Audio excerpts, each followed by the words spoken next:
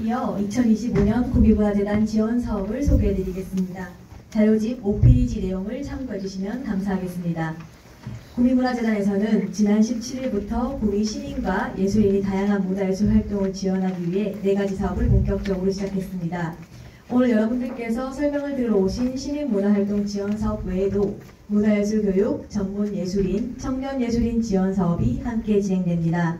모든 사업 내용은 구미문화재단 홈페이지에 기재되어 있으니 참고해 주시길 바라며 앞으로도 저희 구미문화재단의 사업에 많은 관심과 참여 부탁드립니다.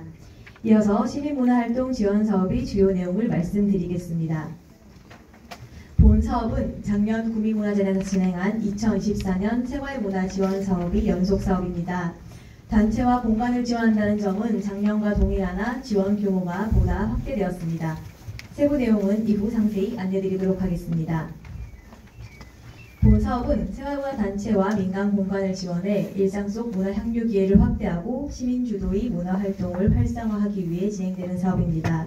시민들이 직접 원하는 사업을 기획하고 구미 곳곳에서 다양한 문화예술 활동이 벌어지도록 지원해 구미에서의 문화적 삶을 풍요롭게 만들고자 합니다. 혹시 설명이 좀 빠른가요? 네, 혹시 듣다가 좀 이해하기 어려운 분 있으면 손 들어주시기 바랍니다. 사업의 주요 일정을 설명드리겠습니다. 자료집 6페이지를 참고해 주시기 바랍니다. 접수는 2월 17일부터 3월 14일 오후 5시까지입니다. 지원서 접수가 마감되면 심의 과정을 거쳐 총 50여 팀을 선정할 예정입니다. 선정 결과는 3월 28일 재단 홈페이지를 통해 확인 가능합니다. 결과 발표 시 추가 제출해야 될 서류를 안내드리니 반드시 홈페이지 게시 내용을 확인해 주시기 바랍니다. 이후 4월 초에는 교육 및 컨설팅 프로그램이 예정되어 있습니다. 교육과정의 첫 번째로는 사업 선정팀 전체를 대상으로 한 정산설명회가 개최됩니다. 정산설명회에서는 지원금 교부 신청 방법과 정산 방법을 설명드리고 향후 공지사항을 전달하는 채팅방 링크를 공유드립니다.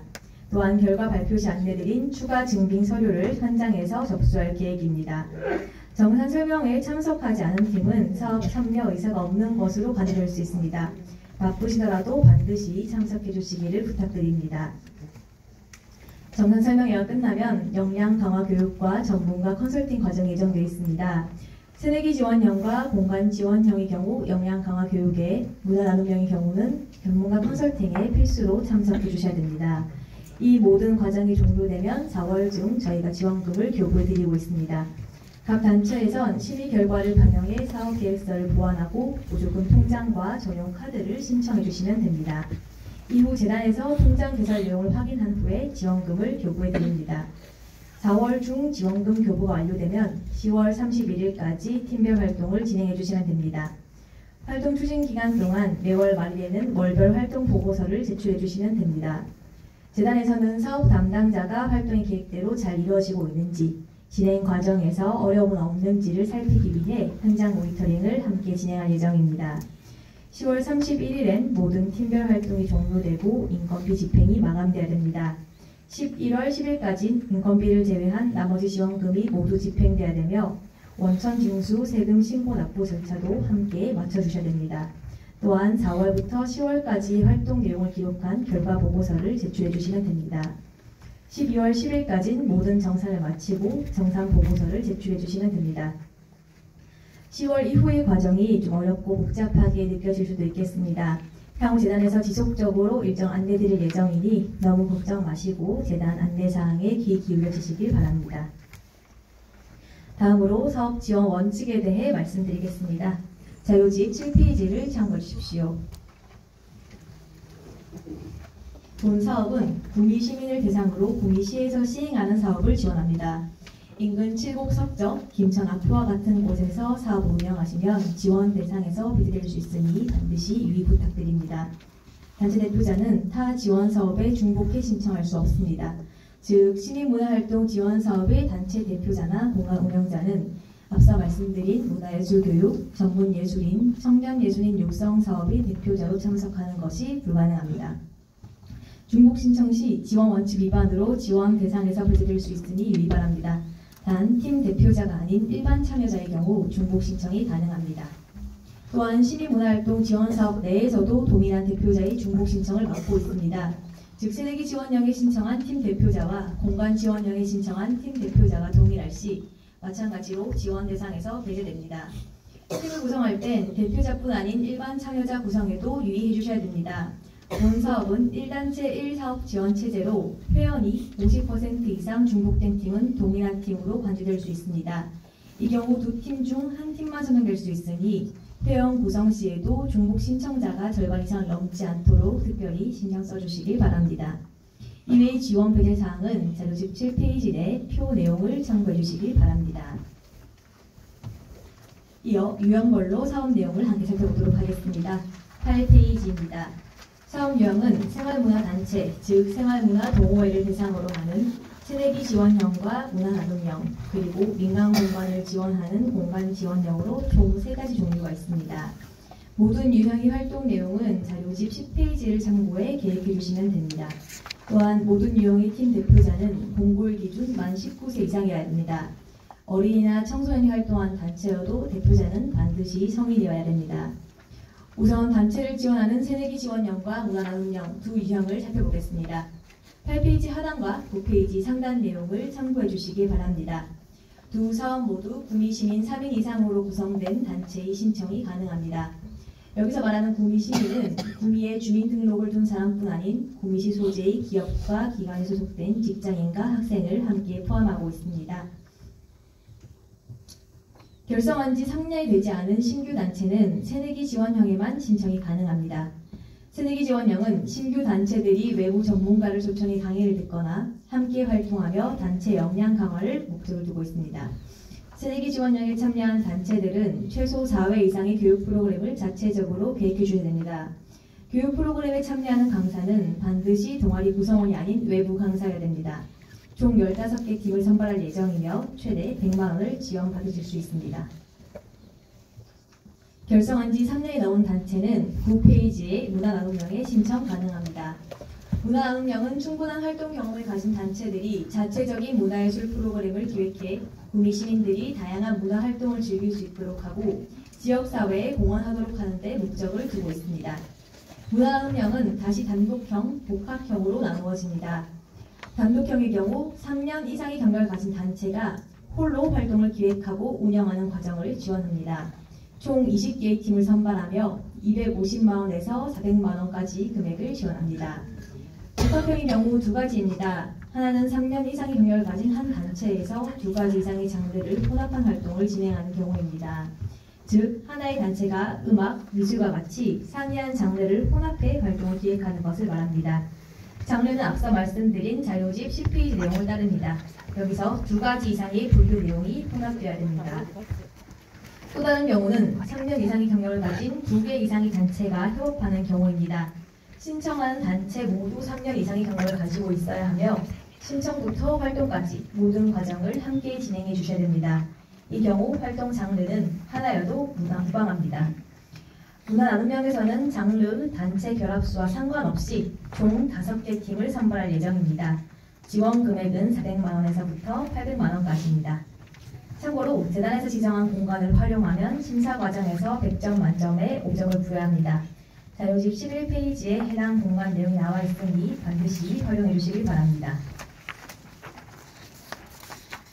마지막으로 공간 지원형 사업에 대한 설명입니다. 9페이지 하단에 기재된 내용이니 참고해 주십시오. 해당 유형은 카페나 서점, 공방 같은 공간을 지역 주민에게 개방해 생활권에서 문화활동을 즐길 수 있도록 돕고자 설계되었습니다. 사업은 구미시에 소재한 민간 공간을 대상으로 하며 신청자는 반드시 공간 소유자 또는 임차인이어야 합니다. 사업 신청 시 등기부 등본, 임대차 계약서 등 공간 소유자나 운영자임을 증명할 수 있는 서류를 별도로 제출해 주셔야 됩니다. 신청 내용에는 해당 공간에서 지역 주민을 대상으로 한 생활문화 프로그램을 최소 4회 이상 운영한 내용이 포함되어 있어야 됩니다. 기존 공간에서 진행하는 활동을 그대로 진행하는 것은 허용되지 않습니다. 공간지원형에서는 총 10개 내외의 공간을 선발해 최대 200만원까지 금액을 지원할 예정입니다. 다음으로 자료집 12페이지 지원서 작성 방법에 대한 안내를 드리겠습니다. 지원서를 포함한 모든 제출 서류는 구미문화재단 홈페이지에 올라와 있으며 제시된 양식을 반드시 준용해 주셔야 됩니다. 홈페이지 방문과 이용에 어려움을 겪으시거나 지원서 작성 과정에서 궁금한 점 있으신 분들은 사업 담당자에게 문의 바랍니다. 지원 유형에 상관없이 모든 팀은 지원 신청서, 운영 계획서, 공고문에 첨부된 서류 일체와 함께 고유번호증 또는 사업자 등록증을 제출해 주셔야 됩니다. 공간 지원형에 신청한 팀은 공간 소유자 또는 운영자임을 확인할 수 있는 서류를 추가로 제출해 주시면 됩니다. 지원서를 다 작성하셨으면 3월 14일 오후 5시까지 재단에 직접 방문하시거나 우편, 이메일로 접수해 주시면 됩니다. 우편, 이메일 접수 시 반드시 국민문화재단 사무실로 전화해 사업 담당자의 확인을 받으시길 바랍니다. 13페이지 내용을 참고해 주시면 감사하겠습니다. 심의 절차와 예산 편성 기준에 대해 안내드리겠습니다. 심의는 1차적으로 신청 자격과 제한 대상 등을 검토 후 2차적으로 외부 전문가로 구성된 심사위원회를 통해 이루어집니다. 각 유형마다 사업 목적이 다르기에 심의 기준 또한 다르게 적용됩니다. 자료집 13에서 14페이지까지 유형별 심사 기준을 게재해 두었으니 계획서 작성 시 참고 부탁드립니다. 다음으로는 예상 편성 시 확인해야 될 부분입니다. 자료집 15페이지부터 18페이지까지 내용을 참고 바랍니다. 모든 인건비는 원천세를 제외한 금액으로 지급돼야 됩니다. 해당 내용은 15페이지 인건비 항목 내 공통사항분에 게재되어 있으니 반드시 참고 부탁드립니다. 운영비는 홍보비, 재료비, 회의비, 수선비 등을 포함합니다. 홍보비는 현수막 등 홍보물 제작에 필요한 예산을 책정해 주시면 됩니다. 단 사업 내용 홍보가 아닌 단체를 알리기 위한 기념품과 굿즈 제작은 불가능합니다. 16페이지입니다. 재료비는 사업 운영을 위한 소모성 물품을 구입하는 데 사용 가능합니다. 기자재, 비품 등 자산성 물품의 구입은 예외로 두고 있습니다. 연습과 발표를 위한 공간과 의상 대여, 각종 프로그램 진행에 필요한 기자재 등은 대관 임차비 항목으로 편성해 주십시오. 대관료 임차료 집행 시 단체 대표자 또는 구성원이 운영한 업체는 활용 불가능합니다. 공간 지원형에서도 마찬가지로 사업 선정 공간이 대관료 집행은 불가능합니다. 구체적인 관련 규정은 앞서 안내드린 세부 지침을 반드시 확인해 주시길 바랍니다. 이어 예산 집행 시 유의사항입니다. 기본 원칙과 편성 불가능 항목은 자료집 19페이지 내용에 게재되어 있으니 반드시 확인해 주시길 바랍니다. 이어 20페이지 지원금 집행 시 유의사항에 대해 안내드리겠습니다. 지원금 전 통장은 잔고가 영원히 상태해야 됩니다. 올해 방치해둔 통장을 사용할 경우 이재가 발생하는 경우가 있어 교부 이틀 전 반드시 통장 정리를 해주시기 바랍니다. 지원금 통장은 본 사업을 위한 용도로만 사용 가능합니다. 타 기관, 타 사업의 예산 교부와 집행, 생활비 등 개인적인 목적이 사용이 불가능합니다. 지원금 사용은 카드 사용을 원칙으로 하며 현금 인출은 절대 불가능합니다. 인건비 집행 등 부득이한 경우에는 계좌 이체만 가능하며 이 경우 반드시 세금 계산서를 발행해 주셔야 됩니다. 타행이체 수수료, 공인인증서 발급 수수료 등 각종 수수료는 자부담으로 전용 통장에 입금을 처리해 주시면 됩니다. 지원금 정산서는 반드시 마감 기한을 지켜 제출해 주셔야 되며 기간 내 미제출 또는 서류 비비의 경우 1년도 사업에서 페널티가 부여될 수 있음을 안내드립니다. 이어 기타 유의사항입니다. 신청 서류에 허위사실이 기재되었거나 예산 집행 과정에 문제가 있다고 판단되는 경우 지원금 환수 조치와 같은 행정조치가 이루어집니다. 팀 선정, 즉 지원 확정 후에는 계획자 상의 사업 내용과 대표자, 지출 담당자의 변경이 불가능합니다. 예산, 프로그램 세부 내용 등은 변경 가능하나 사전에 재단에 알리고 담당자와의 협의를 거쳐 사업 변경 신청서를 제출하도록 되어 있습니다.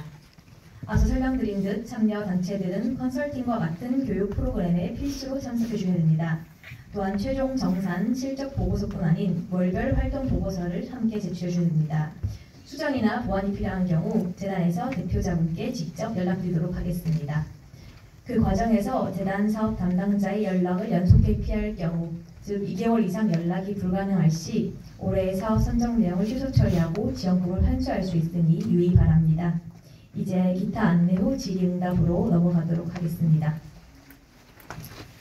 자료집 26페이지에 있는 내용입니다. 저희 구미문화재단 공식 SNS 채널을 구독해 주시면 구미시에서의 행사와 구미문화재단의 사업을 이제 꼼꼼히 안내드리고 있습니다.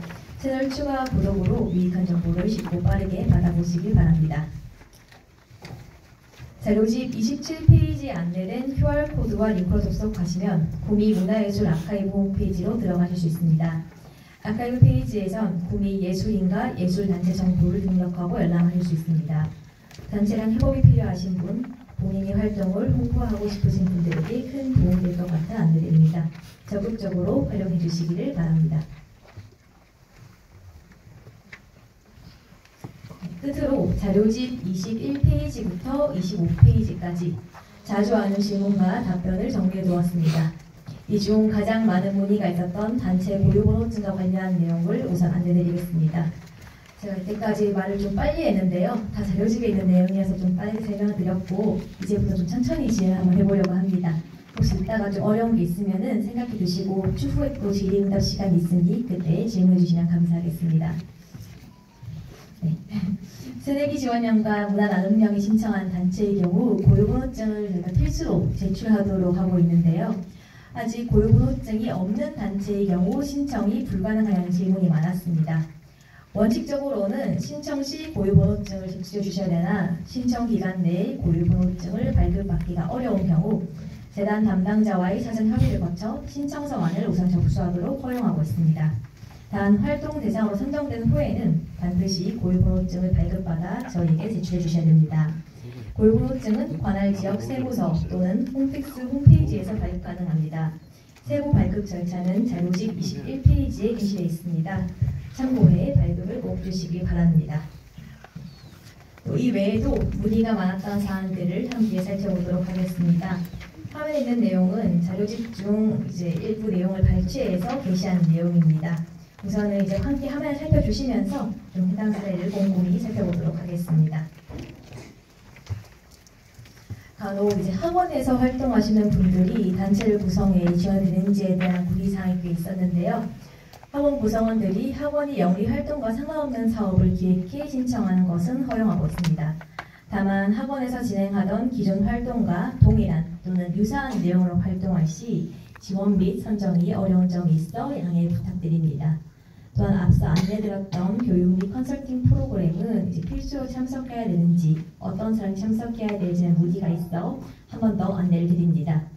일단 아래 표에 명시된 바와 같이 참여 유형별로 참석해야 되는 교육 내용이 다릅니다. 정산 설명회의 경우 의견 공문 없이 모든 단체가 참석해 주셔야 되며 역량 강화 교육과 컨설팅은 새내기 지원령과 공간 지원령, 문화나눔령 별로 참석 대상이 다릅니다.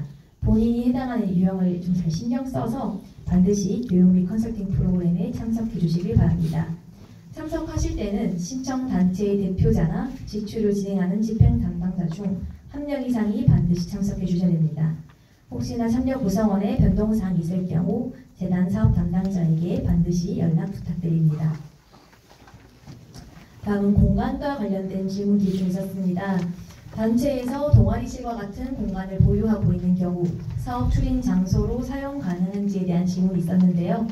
일단 사용은 가능하나 이 경우 임차료 편성이 불가능하다는 점을 안내드립니다. 공간 지원령의 선정액도 마찬가지입니다.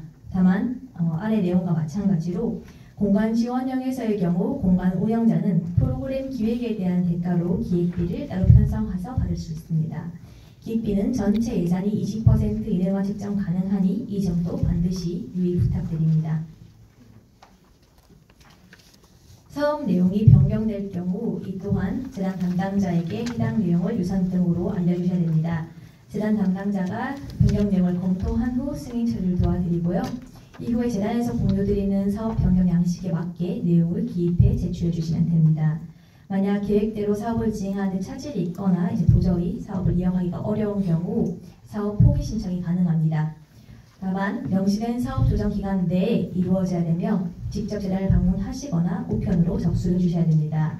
신청 후에는 재단이 신청 포기 승인을 받으셔야 최종적으로 사업을 중단하는 것으로 나오니 반드시 사업이 끝날 때까지 재단과 명확히 소통해 주시기 바랍니다. 다음은 환수나 세금 계산서 발행과 관련된 내용입니다. 만약 집행 불가 항목에 해당한 내용이 집행되었을 시 1차 경고가 이루어집니다. 1차 경고가 이루어질 때는 해당 건에 대한 금액 환수가 이루어집니다. 지속적인 부정집행이나 계획과 상이한 활동이 진행될 시 교부한 지원금 전액을 회수할 수 있어 반드시 유의 부탁드립니다.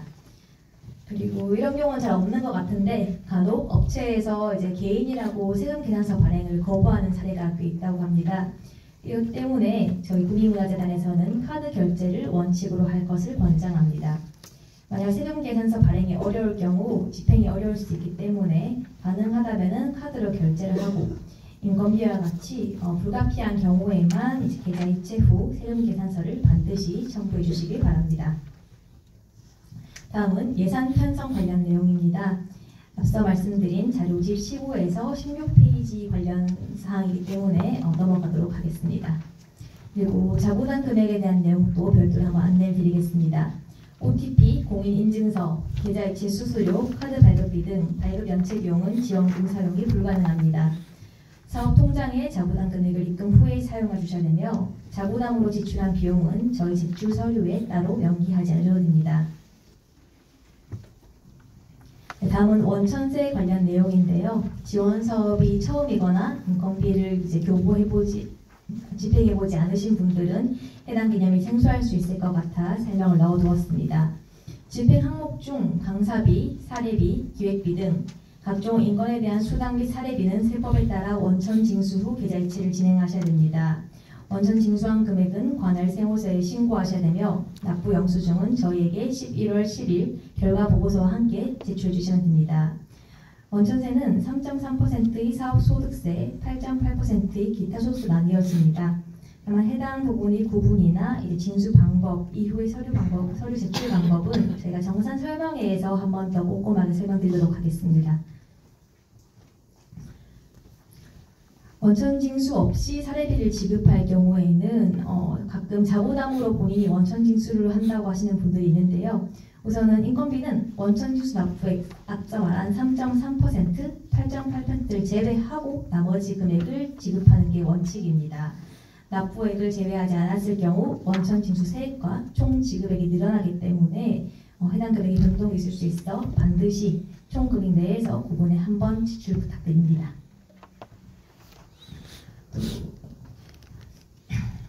당사 인건비로 7월, 8월, 9월에 각각 10만 원을 지출해야 되는 경우입니다. 이 경우는 앞서 설명드렸던 3.3%의 사업소득세를 가정하고 들어주시면 감사할 것 같습니다. 원래는 이제 매달마다 10만 원이 지출돼야 되는데 7, 8월에 지급 시기를 놓쳐 9월에 30만 원을 한 번에 지출한 경우입니다. 다만 이 경우 12만 5천 원 이상의 금액에 대해서는 3.3%의 세금을 납부해야 되기 때문에 해당 경우를 피하고자 일부러 30만 원을 10만 원으로 3번 쪼개어 지출한 경우입니다. 이런 경우 이제 세금을 내지 않아도 된다고 생각하시는 분들이 꽤 있는데요. 원천 징수에 대한 기준은 발생 기준이 아닌 지급 기준입니다. 회차를 나누어 10만 원을 지급했더라도 9월 중 총 30만 원을 지급한 것으로 판단돼 결국은 세금을 내야 하는 상황이 생깁니다. 즉 7월, 8월, 9월에 10만 원 지출했으면 세금을 낼 필요가 없는데 9월에 몰아서 지급한 경우 세금을 내야 되기 때문에 번거로우시더라도 꼭 달마다 신고를 해주시기 바랍니다. 집행 시기를 놓쳐 집행 완료 시기 이후 예산을 집행한 경우입니다. 앞서 말씀드린 10월 31일 그리고 11월 10일이 지나서 이제 예산을 사용한 경우인 거죠. 이럴 경우 집행된 예산을 해당 금액만큼 반납해 주셔야 됩니다. 그럼 번거로우시겠지만은 마감 기한을 잊지 않도록 항상 신경 써주시고 저희가 안내를 잘 드릴 테니까요. 꼭 지켜주시길 바랍니다. 다음은 예산 항목 중 운영비 그리고 다가비에 대한 내용입니다. 다가비는 전체 예산이 10% 이내로 집행 가능합니다. 총 예산이 100만 원일 경우 10만 원을 다가비로 사용하실 수 있습니다. 다가비는 1인당 5천 원 이내 사용이 가능하며 하루 1회로 제한됩니다. 즉 동일한 일자에 다가비를 2번 이상 연속 집행하는 것은 불가능하며 마찬가지로 10만 원을 한 번에 몰아서 사용하는 것 또한 금지되고 있습니다. 또한 간단한 다가가 아닌 식당에서의 결제, 식사료의 지출은 사용하실 수 없습니다. 마지막입니다. 네, 주민번호 관련된 내용인데요. 간혹 재단에 제출하는 서류에 이제 주민번호 뒷자리를 가려서 제출해 주시는 분들이 있습니다. 개인정보보호법에 따라 주민번호 수집이 엄격히 제한되고 있지만 재단에서 수행하는 사업의 경우 법령에 따라 예외적인 경우에 해당합니다. 제 재단에서 수집한 주민번호와 개인정보는 관련 법령에 따라 철저하게 관리하고 있고 사업이 종료되는 즉시 파기하기 때문에 너무 염려 마시고 주민번호를 모두 작성해 주시길 부탁드리겠습니다. 네, 저희가 준비한 사업 설명은 여기까지입니다. 이 외에도 더 궁금한 점이 있다면 질문 받도록 하겠습니다. 궁금한 점이 있는 분은 손을 들어